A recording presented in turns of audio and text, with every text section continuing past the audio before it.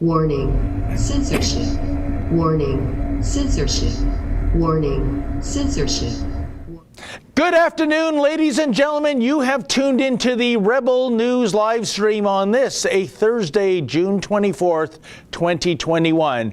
I'm David Menzies, and my co-host, she confuses me because I was thinking if she were a superheroine, who would she be? Would it be Wonder Woman or Supergirl? Would it be Power Woman or the She-Hulk? Maybe all four combined. How do you like that? She is the She-Devil with the sword. She is the Khaleesi of Northern Alberta. She is Sheila Gunn Reid. How you doing there, Sheila?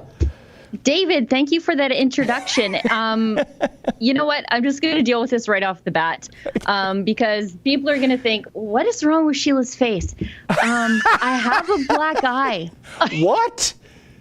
I've done my best. I don't know if you can tell. I've done my best to hide it so that it is no longer black, but both eyes are like not good. And anyways, I just, while I love professional wrestlers, I don't want to look like one. And yesterday I wore sunglasses in all my videos, but today I'm in studio, and it is my natural inclination to think that people who wear sunglasses inside are on cocaine. So I didn't want anybody to make that assumption about me. I tried on 10 different pairs of glasses to make sure that they hit me in the right place to sort of hide my black eye, but I've got one, and now it's out there, and so it's wait a minute, Sheila. Let's just keep going. You are burying the lead, as they say in the journalism business. How did you get the black eye?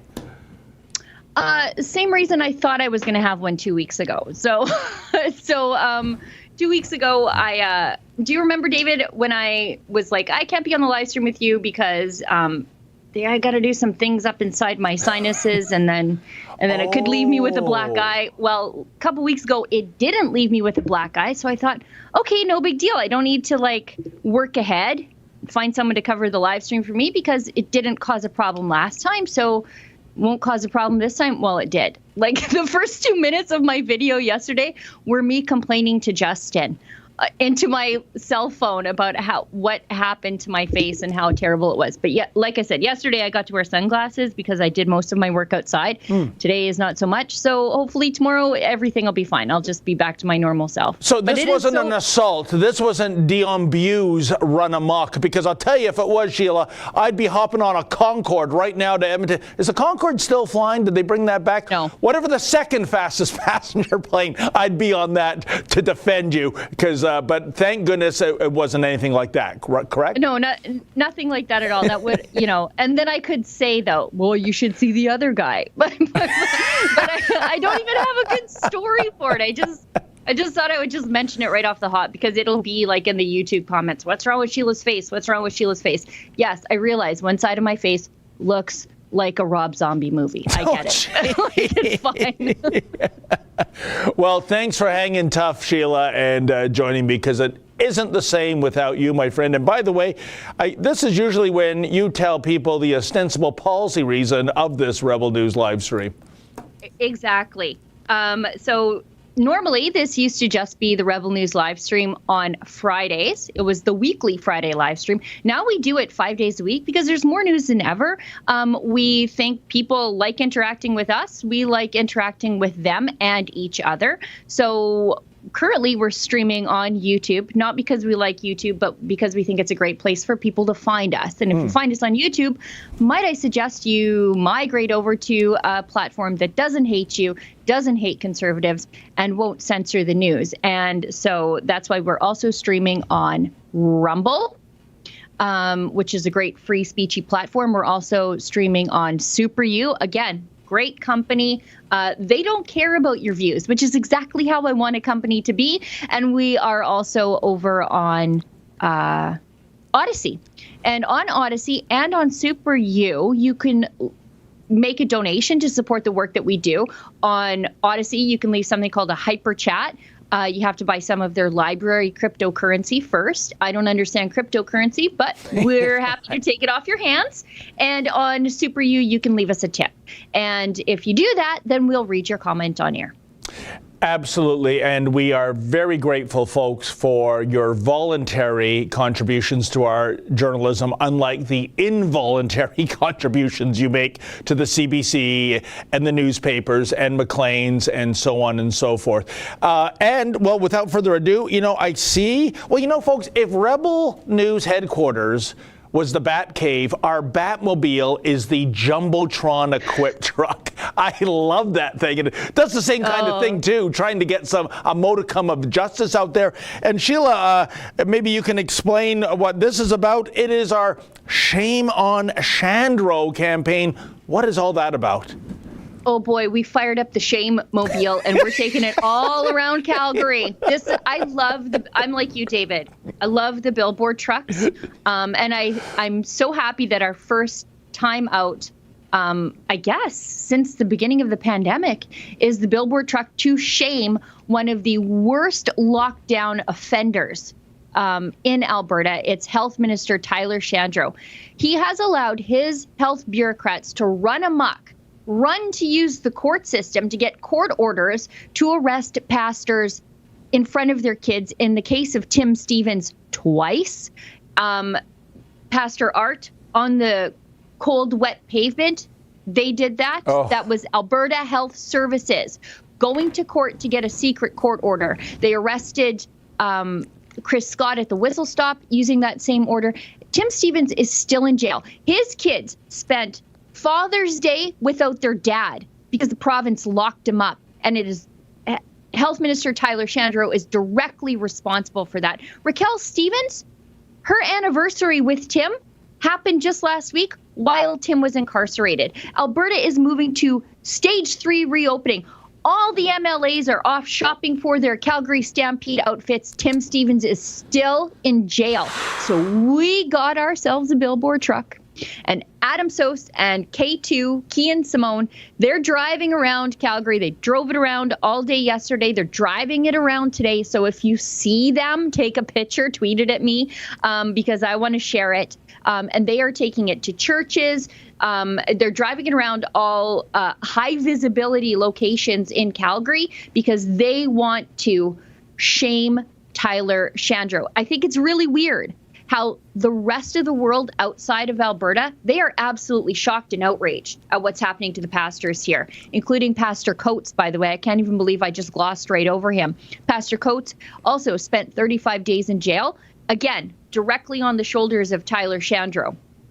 And we think that while the mainstream media is perfectly fine with the treatment of Christian pastors in this province, we think the general public is outraged. And if you think that too, might I suggest you go to shameonshandro.com. We've got a petition there. But also, if you wouldn't mind pitching in to cover the cost of that billboard truck, every little bit helps. But we think it is so important to, show the world that while the government and while Health Minister Shandro is locking up pastors, normal everyday Albertans think it is a shameful international disgrace. And again, you can help cover the cost to offset the billboard truck because these things are expensive. We've got to create graphics and video production beforehand and then, pay the truck to drive it around. That's at shameonshandro.com. Justin, you got a little clip there, don't you? Yeah, let's check that out. And so we arranged a little surprise for Mr. Chandra. We're going to have a billboard bus with footage of these dramatic arrests and pictures of Tyler Shandro in the Sky Palace, going around reminding everyone of the ridiculous hypocrite that Tyler Shandro is. If you want to help this initiative, I urge you to go to shameonshandro.com to help. And Calgary, we'll see you out there. Shame on you, Tyler Shandro.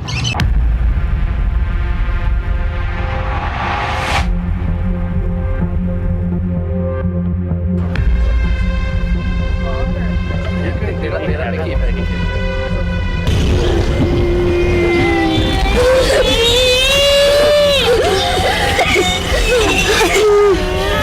guys looked up that.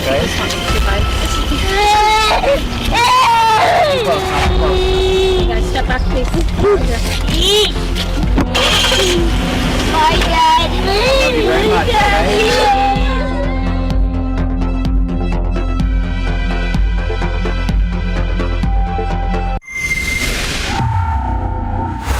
Martin Sos for Rebel News here, and I'm standing in the very spot where Pastor Tim Stevens was first arrested. As you likely know, he was in jail for a bit and released because they watched the arrest and watched serving him papers. He's now been rearrested, and you also no doubt saw that harrowing and heartrending footage of him being taken away from his crying family. We also know that Pastor Artur Pawlowski was arrested in dramatic SWAT-style fashion roadside. This isn't the only group of people that have been targeted, though. It's not just pastors. It's business owners and it's individuals who've been punished, ticketed, and thrown in jail for resisting these unjust measures. And we've learned that the man responsible for targeting these individuals, for making a political example out of them, is Tyler Shandro. And we cannot let that stand. Tyler Shandro himself is a scofflaw. He was caught in the Sky Palace breaking these rules. He's been caught in numerous instances along with other UCP members violating the very rules that he's enforcing militantly on others. That is a double standard that we are not allowing. And so we arranged a little surprise for Mr. Chandra. We're going to have a billboard bust with footage of these dramatic arrests and pictures of Tyler Shandro in the Sky Palace, going around reminding everyone of the ridiculous hypocrite that Tyler Shandro is. If you want to help this initiative, I urge you to go to shameonshandro.com to help. And Calgary, we'll see you out there. Shame on you, Tyler Shandro. Hey guys, so just a quick update on our tour of the city in our Shame on Shandro truck. We're now, as you likely recognize, outside the church of Pastor Artur Pawlowski. This is of course the location he left from after worship before his arrest. This is also where he ejected the authorities in his viral get out speech. So we're gonna hang out here for a while. We were at the police station, we were at Tyler Shandro's office. We started off, as you know, this morning at Pastor Tim Stevens Church. Next up though, we're gonna be heading downtown. So if you're downtown, you may see the Shame on Chandra truck. If you want to help this initiative, go to shameonshandro.com. You can learn more or even help us pay for this truck behind us. All right, everybody, so that is nearly a wrap on the billboard truck for today. We have been all over the city. Countless eyes have been watching the truck to call out the shameful conduct of Tyler Shandro.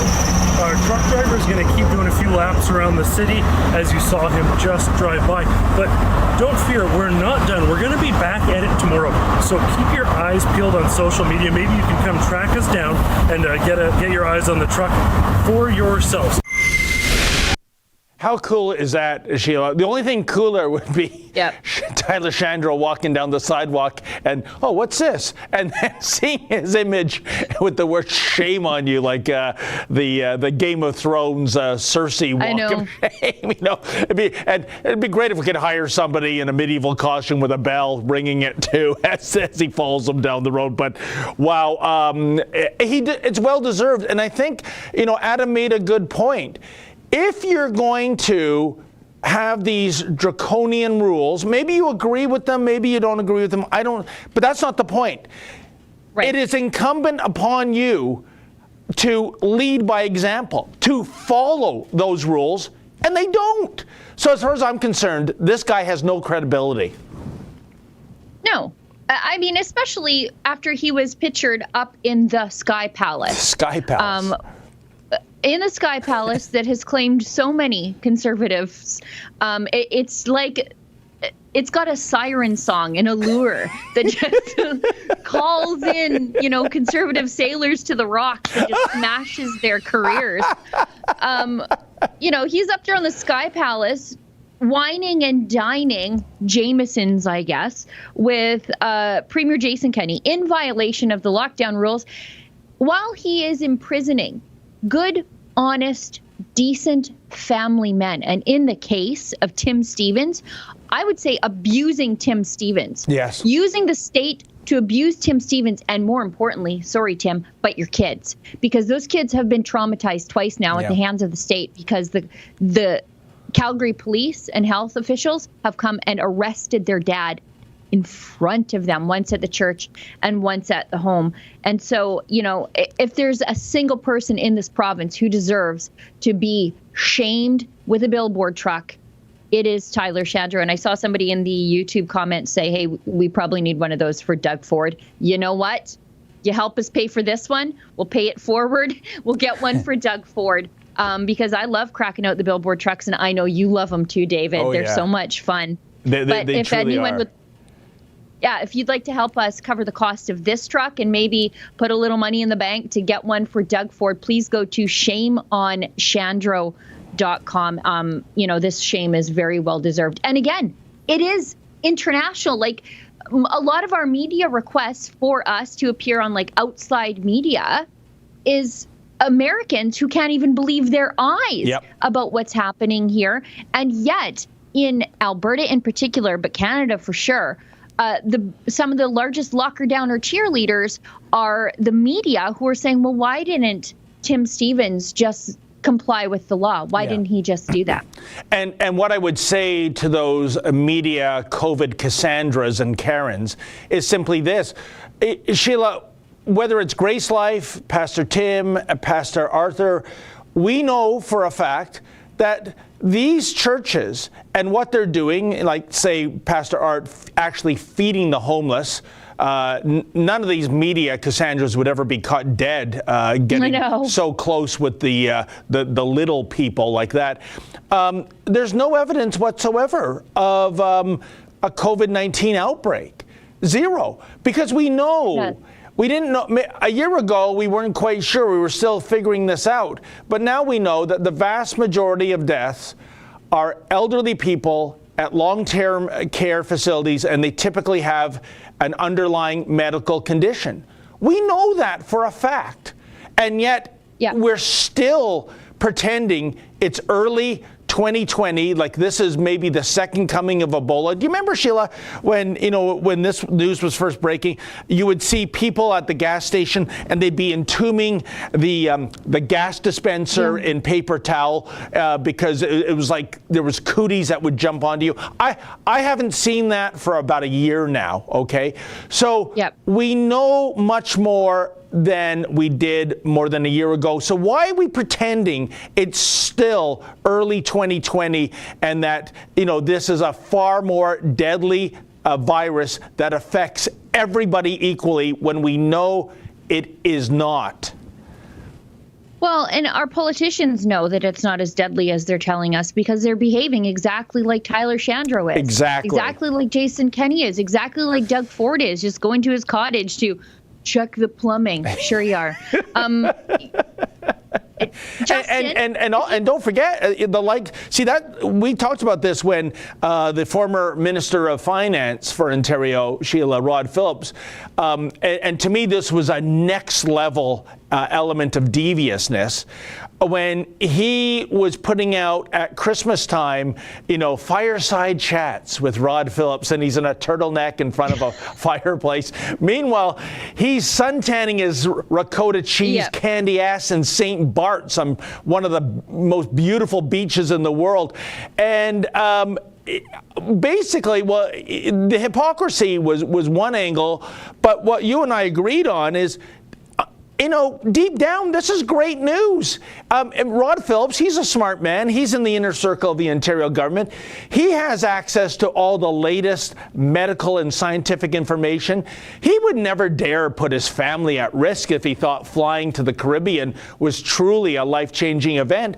So I thought, hooray, and by the way, just to show that you always fail upward in Doug Ford's Ontario.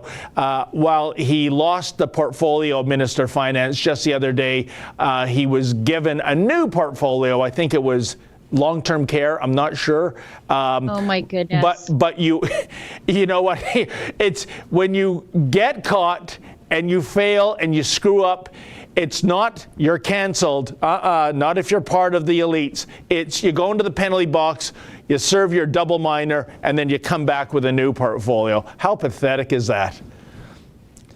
Justin, if you wouldn't mind going to my Twitter account, if you go there, I've retweeted something that Tim Stevens wrote from behind bars. Oh. And I think, again, for all those people who say why can't he just follow the rules? Tim explains it really well in that letter, if you wouldn't mind digging it up. It's a letter he wrote from behind bars at the Remand Center, and I think he sent it to his lovely wife, Raquel, and she published it on the fairviewbaptistchurch.ca website. And it's a letter to Premier Kenney and Alberta MLAs. He says, I write this from my jail cell in the Calgary Remand Center the past week. I've missed my wedding anniversary and Father's Day. My children will remember this Father's Day as a time when they wept over the phone as I did my best to stay composed before other inmates while expressing my love for my children. Your government has wrongfully put me on the horns of a dilemma. Either I forsake my convictions before God, or I'm imprisoned for some unknown time, taken from my family and the church community I'm entrusted to serve. If I choose the former, then I deny God. Thus, I'm left facing the consequences of the latter. My conscience is captive to the word of God and shall not be moved. I realize that you think it's best to adapt or change religious practices to work within the confines of your overbearing rules.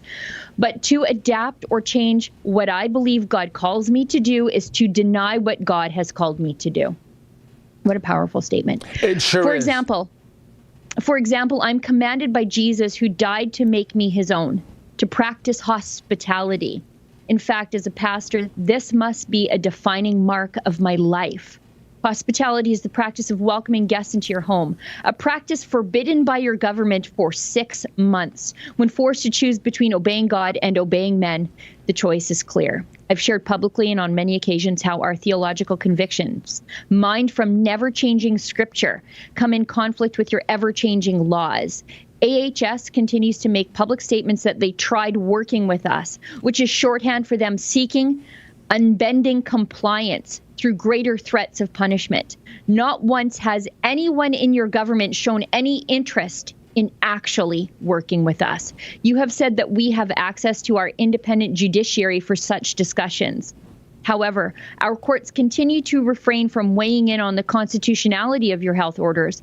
AHS lawyers continue to argue that more time is needed to produce the evidence that your office says it is using to make these restrictions. The courts have not proved to be a timely option for us. Your government can get a court order within a week. We are waiting on a hearing set for the end of September that began with lawyers in December of last year. The dates have been pushed back numerous times. Mr. Premier and elected MLAs, I'm pleading with you to uphold your highest laws to which you are held to account. Temporary public health orders do not supersede our Alberta Bill of Rights nor our Canadian Charter of Rights and Freedoms. I know that I am in the minority, but these laws are designed to protect the minority. Mr. Premier, I know these restrictions will be lifted soon. I ask that you refrain from using imprisonment ever again to seek compliance to health orders. My imprisonment may be applauded by the left, but it has made Alberta the worldwide embarrassment of conservative governments. As restrictions are lifted, return responsibility to the people of Alberta and return it for good. May this not be a pattern for your government in the future. Thank you. Tim Stevens, pastor of Fairview Baptist Church. What a guy. What a man. What a guy. What a fantastic letter. And here's the question, Sheila. We know where Premier Kenney stands on this issue by his actions. We know where Mr. Shandro stands. How many MLAs are on side with Pastor Tim, even silently? I mean, you know Alberta far better than I do. You know the people in government far better than I do. What do you? How many allies do you think he has in this government? I think he has fewer than he thinks. That's for sure. I know a lot of them do reach out to me privately, both prominent, powerful staffers and even some, MLAs, in fact, who have reached out to me and said, this is not what I campaigned on doing. This is not why I want to be in government. It's not to lock up pastors. This is not who I am, and this is not who I thought Jason Kenney was. So I think he has fewer allies than he thought. I think he's doing a good job at isolating those allies from each other, because I think if they knew that there were more of them who think alike, they would have the ability to put more pressure, upward pressure. But I think it's probably a 50-50 split. I think there are a lot of people who are saying this is a bridge too far. And then there are other people who are saying, if we just hang on, we'll have the stampede, we'll get through this, the voters will forget, and maybe my allegiance to Jason Kenney during these dark, terrible times for Christians will get me a cabinet seat or a contract or a higher profile deal with the government. I think there's some of those people out there too, and I think those people are in every government, especially in Ontario. Wow, how sad. Well, Sheila, from Pastor Tim to Grace Life, we have an update there. You shot a video, and if Mr. Producer can run a clip of that, we can discuss what the latest is in terms of the Grace Life Church. Penny and Health Minister Tyler Shandro think Albertans are going to soon forget about what happened here at Grace Life? What the two of them did here to the congregation at Grace Life, I think they've got another thing coming. Because although this church building is being returned to its congregation, a pastor, Tim Stevens, still sits in jail in Calgary for the crime of not closing his own church. His wife and children were without him this Father's Day. And I hope the province learned that the Grace Life building here, well, it was just a comfortable place to worship. But the church is and has always been the people. And the church won because the tyrants never stopped them from meeting. Not even once. After 85 days in captivity, the Grace Life Church building is finally being returned to the congregation it belongs to. By July 1st, the province of Alberta says that it will take the mall cops, the porta potties, and the portable fencing and move on.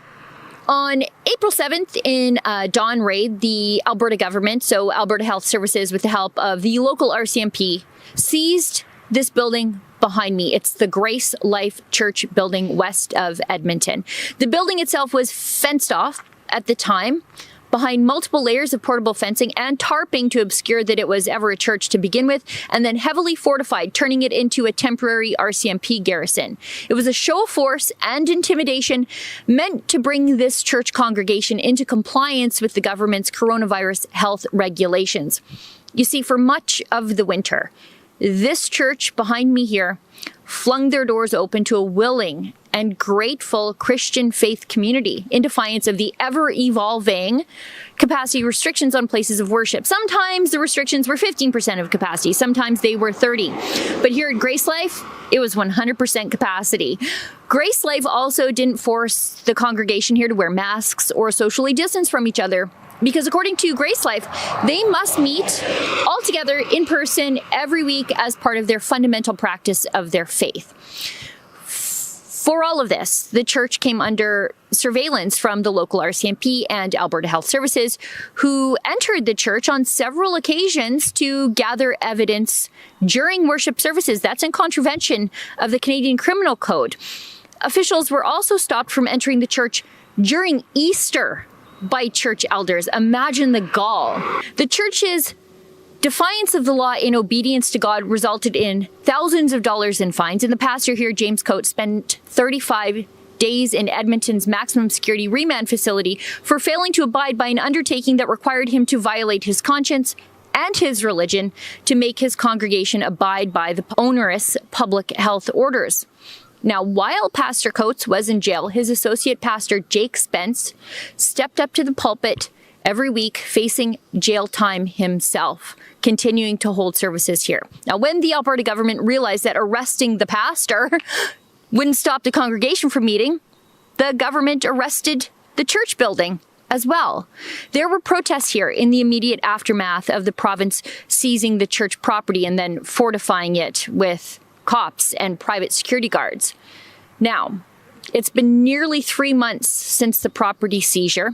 The police presence here has all but disappeared, and instead the province has left their porta potties on the church's doorstep and mall cops from Paladin Security here to make sure that no Christians get the inconvenient idea that they might actually be able to worship their God. And the congregation, well, they've moved to meeting at a clandestine, rotating location every Sunday to avoid authorities. Taking the building has not stopped this community of believers from meeting together every Sunday the way they say they're called to do by God. The congregation just meets in secret now, the way the persecuted early Christian church did, the way persecuted Christians in some of the more oppressive parts of the world are forced to do today. But this is Alberta, and they say we're strong and free. Now, Tuesday night, I received word from the members of Grace Life congregation that they were informed that on July 1st, the province's official relaunch date the church would be returned to the congregation. Now, the province can take their temporary church prison, their portable toilets, and their mall cops, and they can put it into storage until the next emergency that bureaucrats and politicians will use to justify the persecution of Christians and the constant infringement of the rights of Albertans to practice their religion and their right of free assembly. Because if the province did it once, they're going to do it again. And at the end of the day, I wonder if the province has learned anything from all of this. If Premier Jason Kenney and Health Minister Tyler Shandro think Albertans are going to soon forget about what happened here at Grace Life, what the two of them did here to the congregation at Grace Life, I think they've got another thing coming. Because although this church building is being returned to its congregation, a pastor, Tim Stevens, still sits in jail in Calgary for the crime of not closing his own church. His wife and children were without him this Father's Day. And I hope the province learned that the Grace Life building here, well, it was just a comfortable place to worship. But the church is and has always been the people. And the church won because the tyrants never stopped them from meeting. Not even once. For Rebel News, I'm Sheila Gunn Reid. Wow, Sheila, that was a superb report. Thanks. First, a couple of observations. Why is it whenever I see a Paladin security guard car or personnel, it's always some kind of a fiasco or a scandal, whether it's a seized church or a COVID quarantine hotel? What is it about that security service that's drawn there like, flies to you-know-what? Secondly, forget about the mall cops, as you rightfully call them. What I find appalling is certainly in the early days of this seizure of this church, the number of, the amount of actual real police, real law enforcement that were deployed. Like, there's no homicide or sexual assault or human trafficking or drug crime being carried out in Alberta. Like real crime. That is appalling. I can only imagine what the dollar amount is. And here's my last question. I wonder if, like Adam Skelly, Premier Kenney or your finance minister is going to get their calculator out, calculate the costs, and send Grace Life Church a bill, as Adam Skelly was sent for $187,000 for the law enforcement that went to shut down his Etobicoke restaurant. So I guess that remains to be seen if they actually have that much chutzpah. Yeah, I don't know how petty they're going to be. I know since I complained last time in a video that they were letting the building become overgrown. They've actually gone and cut the grass, I guess, once, so that it doesn't look like a hayfield. By the way, who was I kidding yesterday? I could hardly even use my mouth. My face was so swollen. I didn't notice. I thought those sunglasses were hiding everything, but boy, I'm 100% better compared to what I was yesterday. Anyway, yeah, it's really strange that, a week ago, Grace Life was going to have to sue to get the property turned back over to them. The Alberta government, even though they announced that we were moving into stage 3 reopening, that the stampede is going ahead, they didn't even consider that Grace Life would maybe want the property they own back. And so, it didn't even occur to them. Like, hey, maybe we should give the church back since we're having, the greatest show on earth, as they like to call the Calgary Stampede. Maybe these guys would like to go back to church and quit meeting outside or wherever they're meeting. Yeah. And we do need to remember, Tim Stevens' church is still seized by the province, and Tim Stevens is still in jail. So yeah, you gave the building back, but big whoop. That, like I said in the video, the building is just a comfortable place to worship. It's the fact that you keep persecuting the Christians that I have a problem with. Yeah. Well, Sheila, I believe we have some chats. People want to weigh in on these two issues, so let's sally forth. Okay, let's do that. We've got a hyper chat from White Fell DM. Says, hello from the crew aboard the Odyssey. For Q&A, content systems overlays ECT. Follow and click the bell to keep up to date. When we go live, drop a question or a comment. Thank you for choosing Odyssey. Well, again, clever spend of the marketing dollars. We've got a Rumble. I don't know what we call the Rumble chats. Flame 2323. We need 100 of these trucks. We'd love to give you 100 of these trucks. Yeah. We love the trucks. The problem is they're a little pricey. They are. And so we'll give you as many trucks as we can crowdfund for. And if you want to help us pay for this one, please go to shameonshandro.com. We've got a lot of politicians that we would love to deploy the Shame Mobile to deal with. Rod Phillips is one of them, I think, probably. Oh, yeah, that's for sure. And he could use a dose of reality on a video billboard. And how about, as Ezra likes to call him, Canada's worst cop, a.k.a. Staff Sergeant Dan McLean in Peterborough, who hands out summons for handshaking and laughter. And we'll get to that later, folks. I would love to have a truck like that drive the mean streets of Peterborough, but continue. Yeah. We need one for John Tory, too. By the way, hair places got to open in Toronto because his hair, and like, look, I'm somebody, my hair is unruly. I know that. But I don't think he has like unruly hair texture like me. Like, he is starting to look like, and don't take this the wrong way, because live your life, right? But John Tory's starting to look like a middle-aged lesbian field hockey coach. Well, it is Pride Month, so there you go. Look, and I'm just saying that. I'm not saying there's anything wrong with being that. That's just how he looks right now. Yeah, I never thought of it that way. I mean, I got to admit, I'm going underground for my barbering needs. Oh, my goodness. That's turning into a mullet, Sheila. You know, yeah. Maybe you should put Look a ball at that. cap on. That's kind of like a hockey haircut almost, you know, for the it's got a Old Timers flow. Beer League, of course. But I got to admit, I'm going underground. I'm getting my hair done professionally. I'm breaking the law. And you know what, Doug Ford? You can torture me. I'm not going to rat out my barber. Actually, you know what? Don't torture me. I'll tell you, Sheila, I would give up any information to avoid being tortured.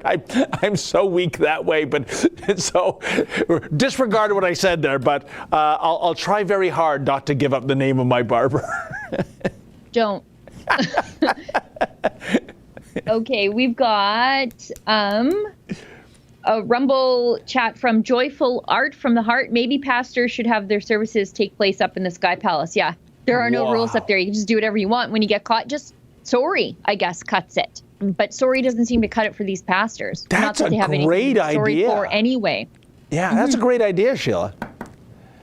We've got a hyper chat of 5 libraries from More Fitus. Keep up your great work. We will. Super You from Canada Goose 1. I'm not religious, but I find this so shameful. Me too. Wasn't the car of the pastor damaged? I'm not sure about that. Media crickets, however, yeah. Not just crickets. They're actively cheering. Yep. Sorry? Oh, yes. Not the same pastor. Not Pastor Stevens. It was Pastor Art. But yeah, the Pastor Art's... the lug nuts on the wheel of his wife's car or pickup. Sorry, this is Alberta. The women drive pickups here too. Her car or her pickup truck, the lug nuts were loosened and her tire came flying off. So think of the perverse logic process here, Sheila. We don't like you congregating because it's potentially unsafe. And to make our point, we're going to loosen the lug nuts on your wheels so that you potentially fly off the highway and maybe get critically injured or even die. Wow. You know, safety first, eh, Sheila? That's unbelievable. Well, and think about, so maybe she doesn't get hurt. Maybe her car just gets severely damaged. But when that tire comes flying off at 60 or 70 kilometers an hour and it bounces down the freeway in through somebody else's windshield, what then? Yeah, somebody who might be on your side in terms of the lockdowns, right? Yeah, it's just random. You could hurt a random person and they just don't seem to care. Yeah, and it's criminal, by the way. You know, I mean, big time. When you think of it, it almost, I don't know if the cops would go this far, but as far as I'm concerned, it's an act of attempted murder because that's what could result. Somebody dying from your vandalism if you do something like that. Yep. We've got a hyper chat of one library from Celtic Mutt. Khaleesi Sheila. Give me the name of that bald jerk that arrested Stevens, and I will make a shirt shaming him on my shop, on your Redbubble shop. Actually, if you go into the video that Adam did of the day of the arrest, I think Efron actually dug up his badge number and found his name, and it's published on that video, so you can go back and find it there.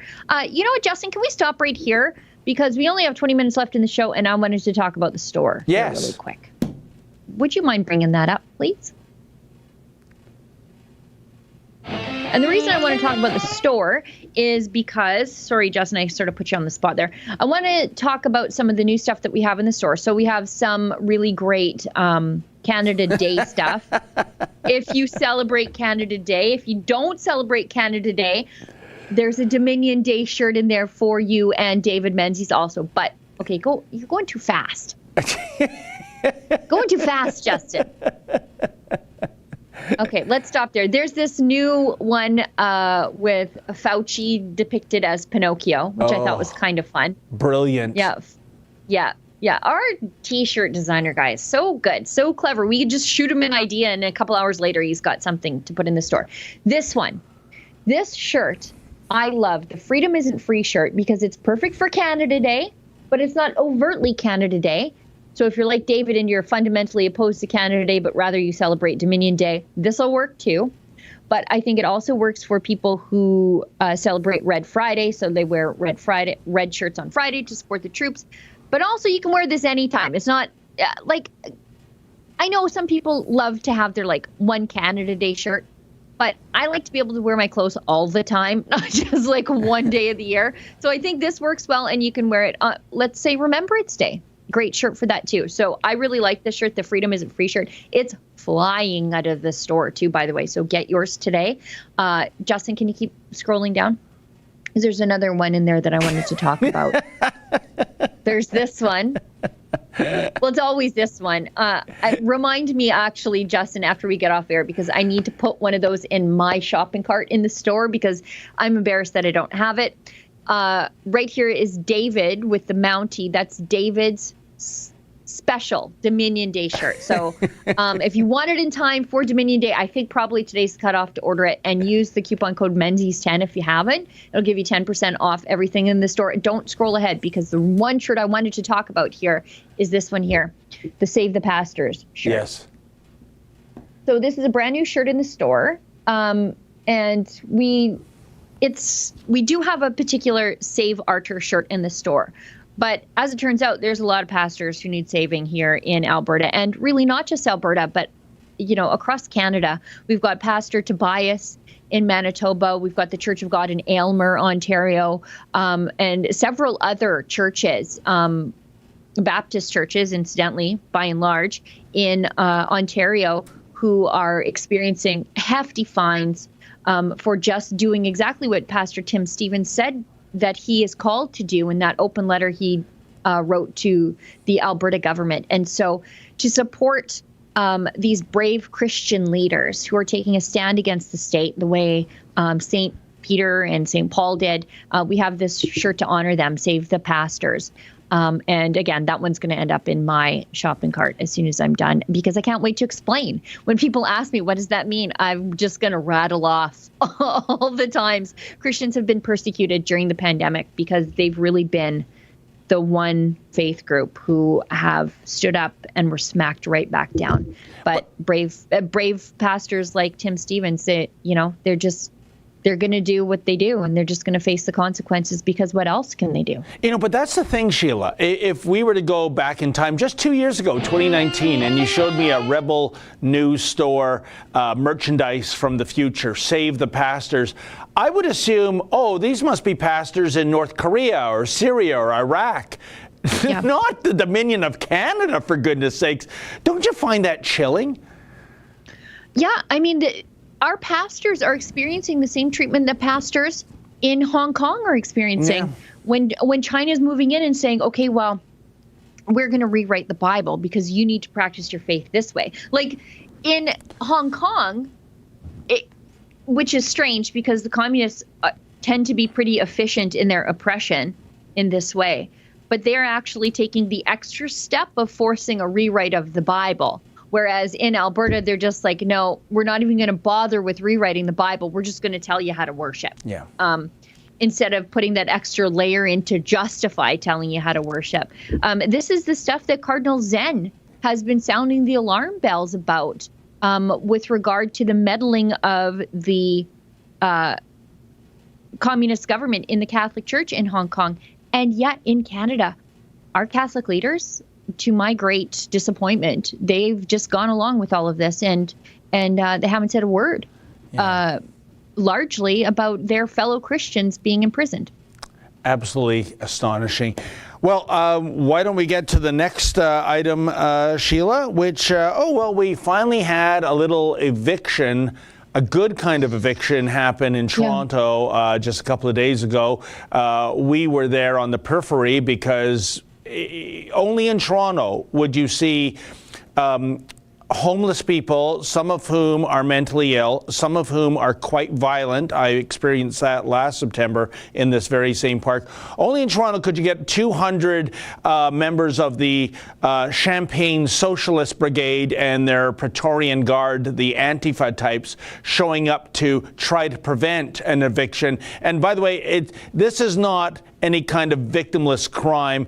This is turning a park in downtown Toronto into a public sewer.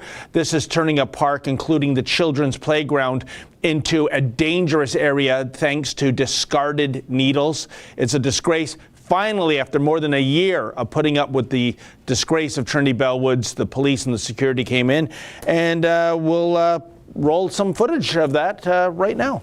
David Menzies for Rebel News here in downtown Toronto. Well, folks, I am back at Trinity Bellwoods Park. And it looks like Mayor John Tory, it's no more Mr. Nice Guy. There are more than 100 police officers here. There are members of the riot squad. We saw the mounted unit. And basically, it's time to take back the park from squatters that have been here for months. Actually, correct that. It's been well over a year that there has been a filthy tent city in this park. And it's been months and months of negotiations. That has done nothing. So the police are here to evict these illegal squatters that have been urinating, defecating, dropping dirty needles in the park, and acting out violently. And no, I do not exaggerate. You might recall that my cameraman Lincoln and I were in this very park, at this very spot, last September. And even without engaging anyone, check out what happened to yours truly. This is really rich. There are people here breaking the Trespass Act. Please move. Move. I don't like myself being filmed. You don't have the right to actually smash that camera. Hey, right now. I wouldn't do that. I have the right to smash that camera. Don't do that. By law, I have the right to smash that. You have the right to smash that camera by law? Yeah, by law, you know I have to smash that camera. What law are you quoting?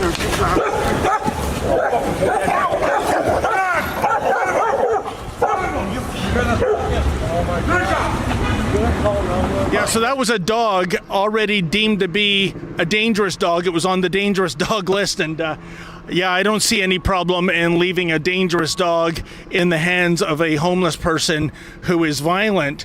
But in any event, the police are here to clear out the park in such numbers because there are several, if you can believe it, pro-homeless demonstrators and homeless advocates. And it is perverse, folks, because there is indeed shelter space for all these homeless people at the City of Toronto. And yet you have homeless advocates, if you can imagine, arguing against giving homes for the homeless. They are arguing in favor of being homeless. It sure doesn't make sense to me. But in any event, it is time that the city reclaim the park. After all, if you walk just a few hundred meters north, you will come across social distance circles in which I believe a maximum of 5 or 6 people are allowed in every circle. And if you exceed that number or you walk out of your circle, guess what? You get an $880 ticket for doing so. This just shows you the perversity of Trinity Bellwoods Park, folks. I'm here at a social distancing circle, and it is covered in what appears to be horse excrement. This is where the law-abiding parkgoers are supposed to stay. And meanwhile, the drama goes on in terms of the homeless campers and their supporters. It's coming up for 4 o'clock. I don't know if this will be resolved today or not, but if you are coming to Trinity Bellwoods, if you don't want to be in a circle full of horse manure, bring your own tent, and then a different set of rules, it would seem, apply.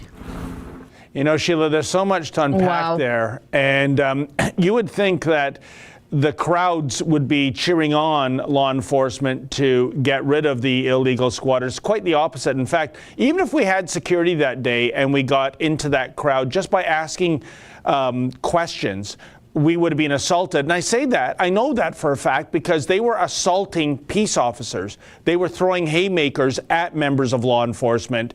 So there's your liberal, loving, tolerant, nonviolent left in action again. And there's two main things. One is the city has stated that there is a shelter bed for each and every one of those squatters. So it's not like get out of the park and then go to another park or sleep on a sidewalk. There is shelter space, but there are rules. You can't bring drugs into a shelter. I'm sorry, that's just the way it is. You have to follow at least some rules. Second thing, Sheila, there are a lot of these people there. It's not just people down on their luck. They're mentally ill. And once upon a time, we had institutions for these people, for their safety and ours. And then in the 60s and 70s, in fact, just a 3-minute walk away from Trinity Bellwoods, that's where 999 Queen Street used to be, the asylum for Toronto. These people were kept, secluded in rooms. And then in the 60s and 70s, like I said, there was this idea, we have medication now, we have pills, we have pharmaceuticals. If they just take their meds, they don't have to be locked up. That's a big ask, because what if they don't take their meds, which is what happens, and these people, really, when you think of it, through no fault of their own, they're suffering from a debilitating mental illness, get violent, right? And you saw it on, I still have those dog fang marks in my inner thigh, Sheila. And how crazy is that? This was a dog already on the dangerous dog list, and somehow the authorities thought that deranged individual having a dangerous dog, unleashed, by the way, as you saw, there was no harm to be done there, where just like meters away, there was a children's playground and a tennis court. It is unbelievable. But like I said, the biggest shame are those supporters of this homeless encampment, the homeless advocates who used to say, hey, more shelter space, get these people off the street, who are now in support of keeping the homeless homeless. Sheila, my mind is about to explode. Can you even figure this out? There's a lot of money in being a homeless advocate. True. And if there are no more homeless left to advocate for, because you got them a shelter bed and got them into transitional housing and got them the help that they need and got them the right medication and helped them to no longer live a life of human suffering, if you cure the problem, you put yourself out of work. So that's, I think, a lot of these people, their employment, their livelihood feeds on the human suffering of others. So if you fix that problem, the problem is those people will have to get a real job. You're 100% right, Sheila, and it's like my analogy about the town dog catcher. And by the way, I'm not comparing homeless people to dogs. Don't get that idea in your head, folks. But what I'm getting at is, if you're the dog catcher, you certainly don't want stray dogs running around, hundreds of them in the town. But neither do you want zero strays, right? Because then you're out of a job. You want, 3 or 4 a week, keep things under control. And Sheila, like you said, there is a homeless industry now. And by the way, many of these people are very well paid. They don't live in tents. They don't have to endure minus 30 nights in the wintertime. But you're absolutely right. And that's what we saw play out in Toronto. And the funny thing is, if you go to Trinity Bellwoods Park, there are, very nice homes that are on the periphery of the park. And when we went up to people who are outside to say, hey, would you like to come in on camera and weigh in on this? They were too afraid. They don't want to be seen speaking out against us. We saw a hamburger joint, and it had a sign in the window, Sheila, saying, I can't remember the exact words, but we support the homeless encampments. And I'm just wondering if they're putting that in the window so they don't get a brick thrown through their window by one of these Antifa types. So it's the tail wagging the dog, and it's this environment of fear and intimidation, and that is not right. And hasn't John Tory referred to these as protest encampments as opposed, like they're a political protest? I'm like, I'm pretty sure it's just a homeless squat of people who don't want to follow the rules. And look, I hate rules too, but I mean, this is not a political protest at all. However, John Tory seems to treat this form of political protest, which I think is a cop-out, a lot differently than he treated anti-lockdown protesters way back in January. 100%. That's what he said yesterday. I heard it on the radio station, Sheila. And I think what John Tory was referring to was not the squatters and the homeless people, but their allies that came out on Tuesday to throw interference in the face of law enforcement and also throw punches into the faces of law enforcement.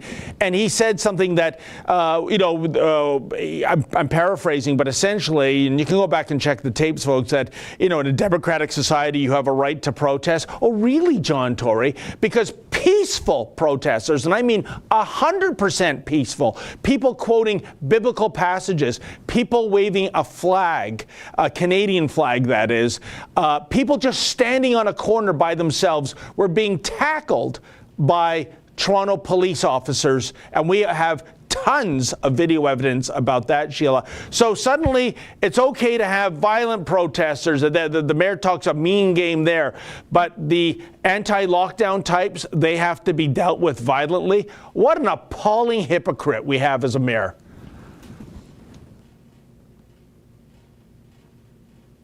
Justin, I don't know if you can hear me, but I think I lost David's audio. So okay. I was just ranting and raving about John Tory, but I do believe, if you can hear Sheila, can you hear me now? Oh, okay then. Oh, we have a technical difficulty. Why don't we throw to another clip then, and while we try to fix that up.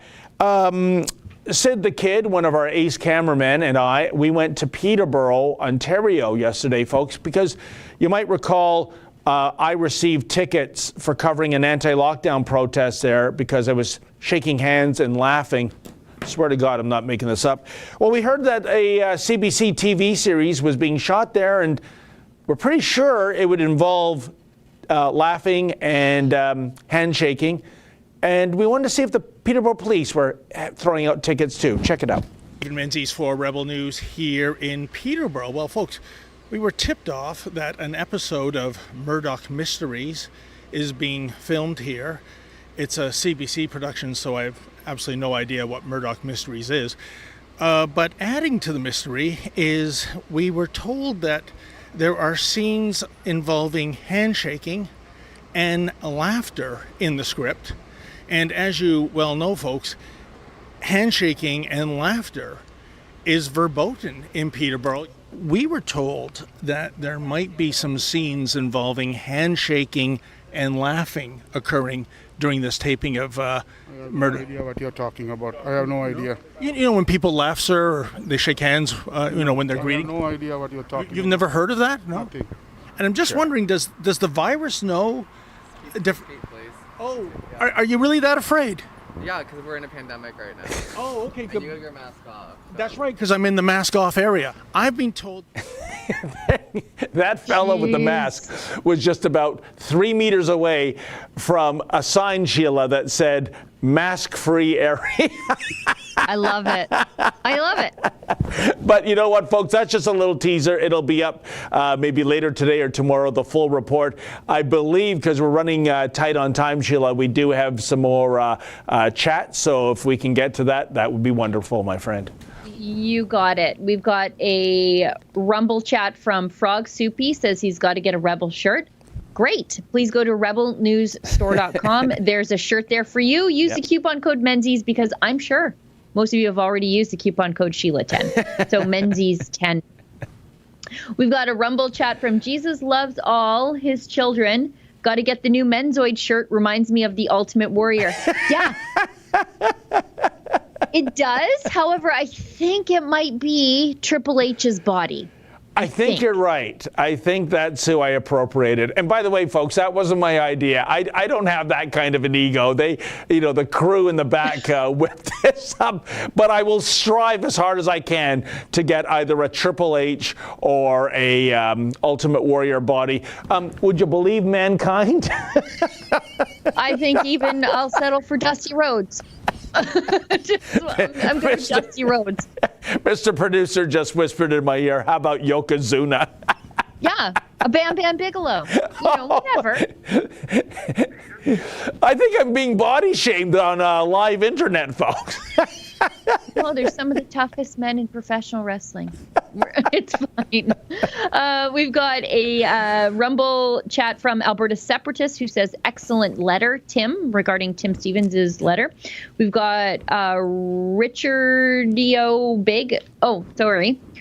Richadio says, big rally outside the remand this weekend. Too bad I can't be there. Yeah, I pulled up the information on that rally at the remand.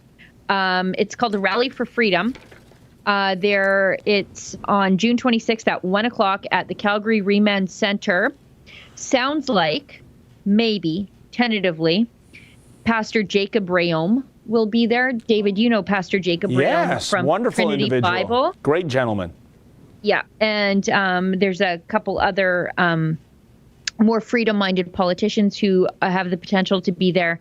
But I know the Christian community and the freedom-loving community alike will be there to support Tim and his family in these terrible times. Yeah, and they won't be throwing punches either, Sheila.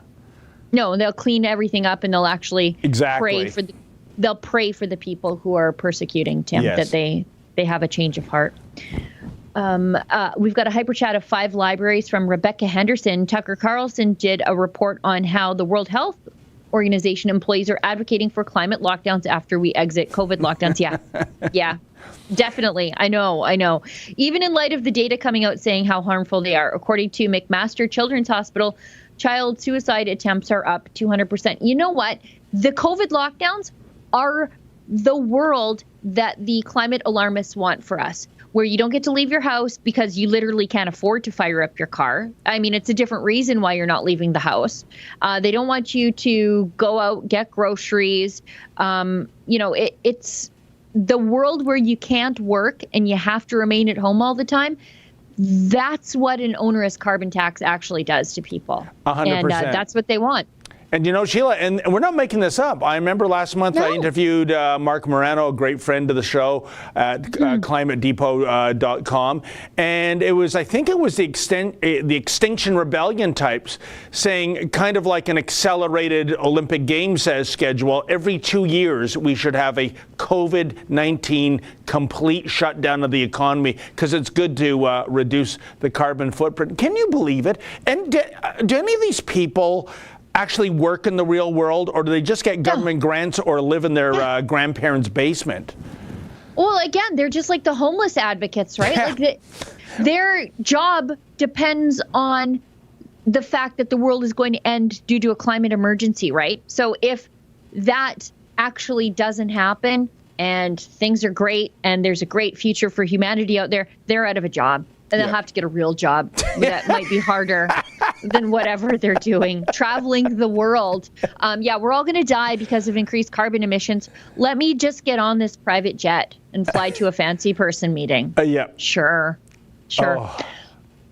Well, we've got a hyper chat of 5 libraries from Morphitus. The global socialist elite always promote those who make a great big F up.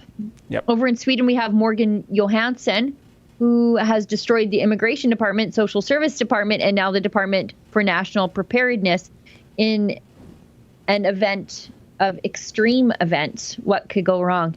Yeah, I've got actually an order paper question investigation about just how unprepared for certain things our emergency people really are. Well, in terms of what could go wrong, be careful of the questions you ask. Maybe somebody in Sweden is thinking of appointing Greta Thunberg to that portfolio. I wonder what that kid's going to actually do for a living.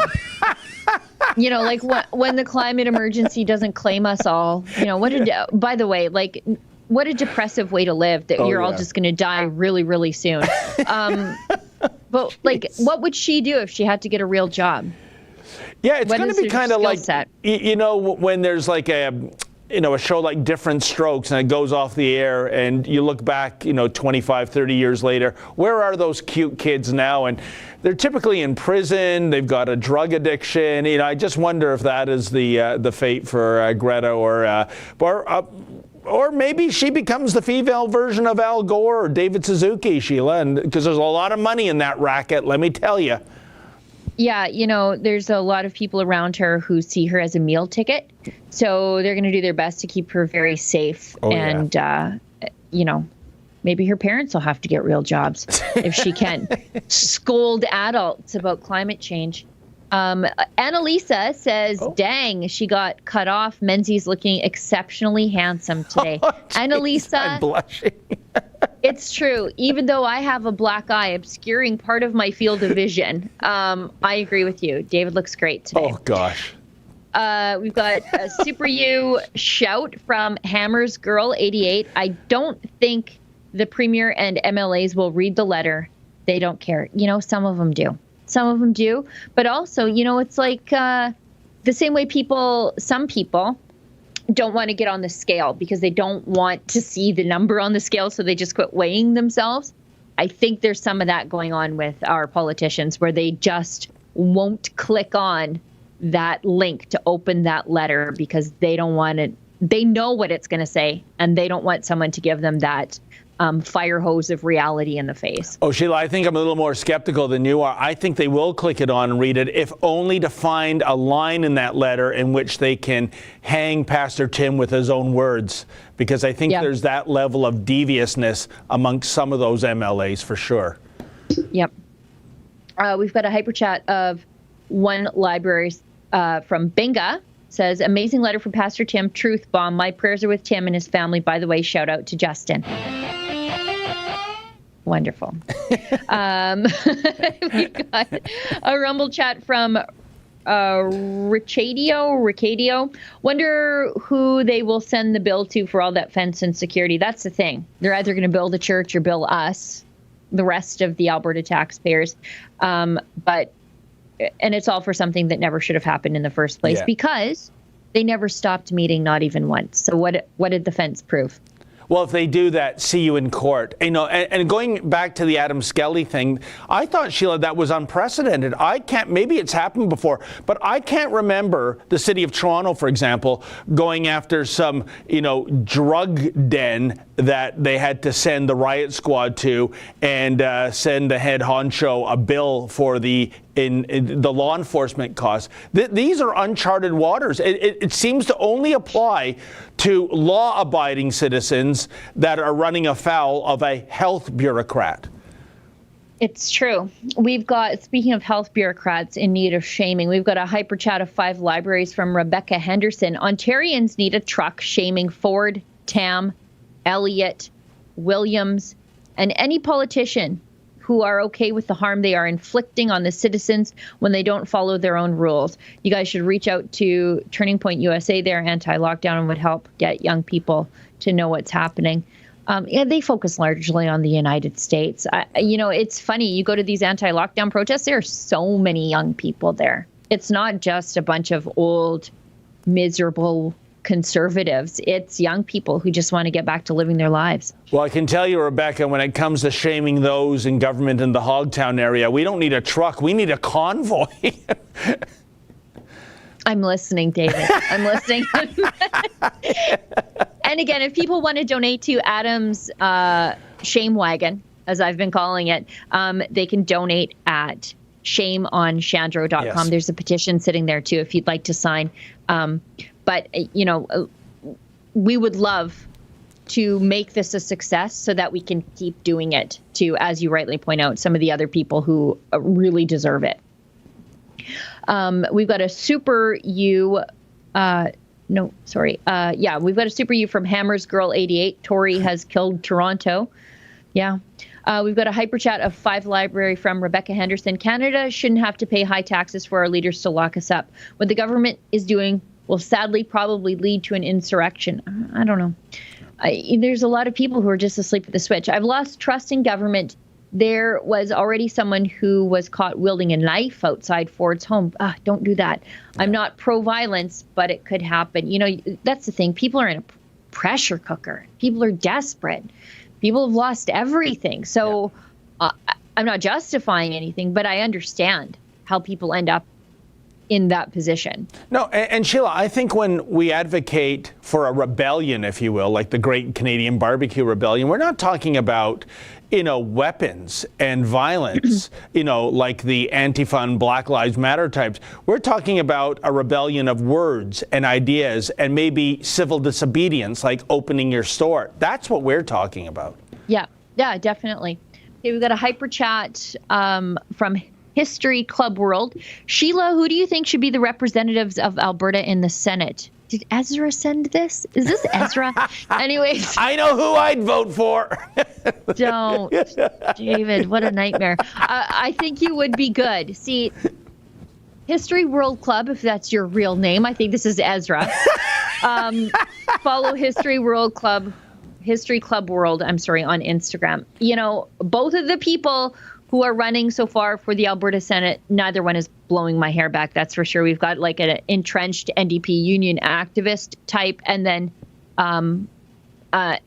someone who alleges that they're conservative, but they were like a Redford Tory insider just a hangers-on for the conservative movement, and they go from being red Tory to hard blue, depending on the day of the week and what sort of political social climbing they want to do. And so those are our options here in Alberta. For those of you who don't know, we do something kind of unique here in Alberta.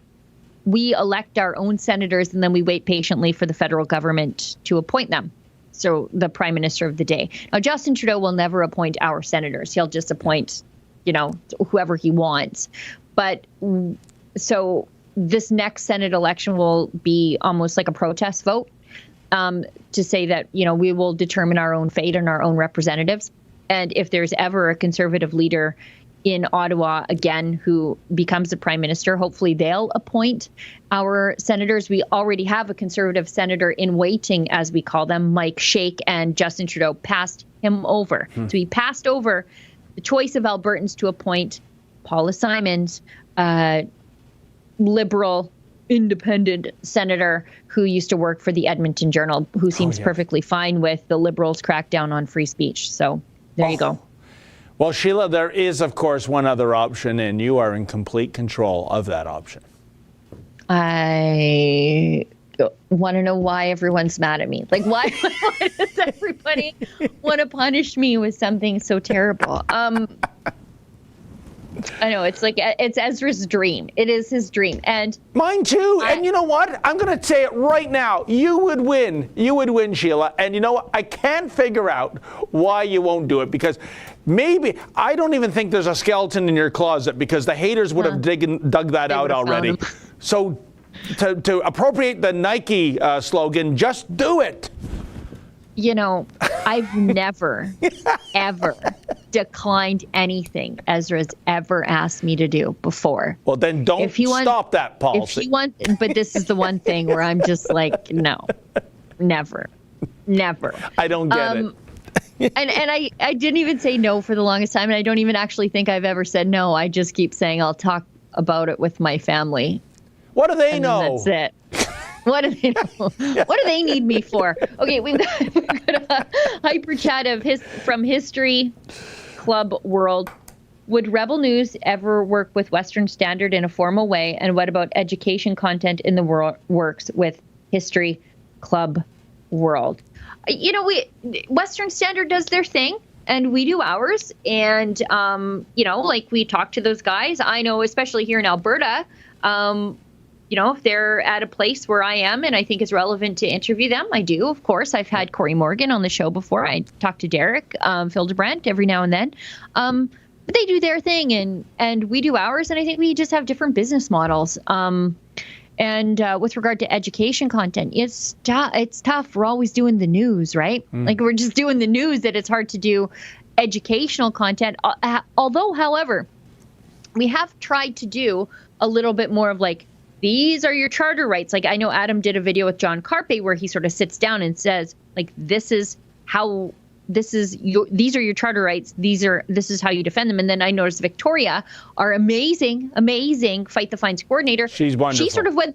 She's so great. She went through the process of how to fight a lockdown ticket the other day, and we sort of grabbed a snip of that because we thought that that's something that needs to stand alone. It's really important for people to get that information and not just have it as like a 1-2 lines in a video. So we do our best to educate people, but we're just doing the news and we're doing our own thing. And I think the work we do here is really important. And I think we're all caught up. Well, that's fantastic, and it looks like we went quarter hour overtime. So thank you, everybody, for staying with us. Thank you to Mr. Producer, Justin, and all of you who gave us your generous donations. We really do appreciate that. So on behalf of Sheila, Gunn, Reid, I'm David Menzies signing off. We'll see you next Tuesday. In the meantime, stay sane.